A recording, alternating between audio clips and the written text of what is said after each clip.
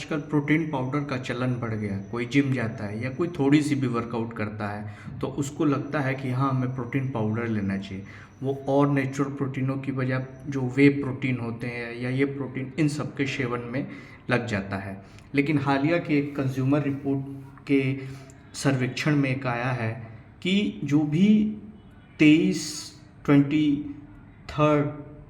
Global ब्रांडों की testing हुई है उसमें ये देखा गया है कि उनमें लेड की कंटामिनेशन मिली है अराउंड पर स्कूप 0.5 माइक्रोग्राम।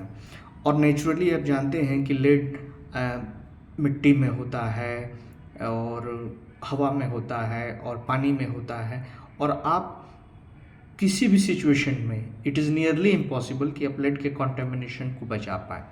इसलिए ये ध्यान में रखना है कि हमें अत्यधिक से अत्यधिक लेड का जो लेड युक्त प्रोटीन पाउडर है उनका सेवन कम से कम करें। क्योंकि जो भी आपको बॉडी बिल्डिंग या मसल बिल्डिंग करनी है तो आप ट्राई आउट करें कि एक जो भी नेचुरल सोर्सेज हों उनसे आप लें, रेदर देन कि जो आर्टिफिशियली लोडेड कोई चीज़ हो। हालांकि अभी तक कोई लेड का एक सेफ या थ्रेशोल्ड लिमिट नहीं है कि इससे ऊपर लेड यदि कॉन्टामिनेट होता है किसी भी चीज़ में तो आपके हेल्थ के लिए वो होगा, डेंजरस होगा या हार्मफुल होगा या ये होगा। लेकिन आपको ये ध्यान रखना है कि यदि लॉन्ग रन में आप लेड कॉन्टामिनेटेड चीज़ें का सेवन अत्यधिक अमाउंट में करते हैं तो ग्रेजुअली आपके ऑर्गन्स को डैमेज कर सकता है, किडनी पे बैड इम्पैक्ट देता है, या हार्ट पे, या आपके नर्वस सिस्टम में जो टॉक्सिन्स होते हैं वो कहीं जाके आपके नर्वस सिस्टम को डैमेज कर सकते हैं।